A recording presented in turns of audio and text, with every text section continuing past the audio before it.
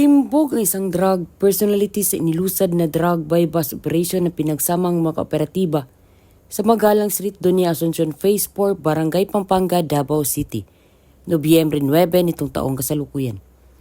Kinilala ni Police Major Maricel M. Manzano, Acting Station Commander ng Saksa Police Station, ang sospek na si alias Migo, 32 anyos at residente ng nasabing lugar.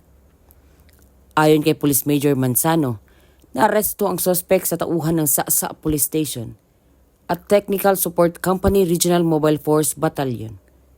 Dagdag pa ni Police Major Manzano, nakuha mula sa sospek ang hininalang shabu na may bigat ng higit kumulang 0.57 gramo, isang colored coin purse at marked money na ginamit sa operasyon.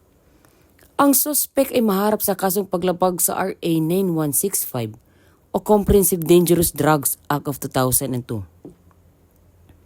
Samantala, ang laban kontra kriminalidad ay patuloy na pinapaigting ng Police Regional Office 11 sa pamumuno ni Acting Regional Director Police Brigadier General Leon Victor Z. Rosete, alinsunod sa kampanya ng Bagong Pilipinas na panatilihin ang kapayapaan at kayusan tungo sa pagsulong ng bansa. Ito sa Police Regional Office 11, ako ang inyong PNN correspondent, Patrolwoman Reyna Rose Disipulo, alagad ng batas, tagataguyod ng Balitang Pulis.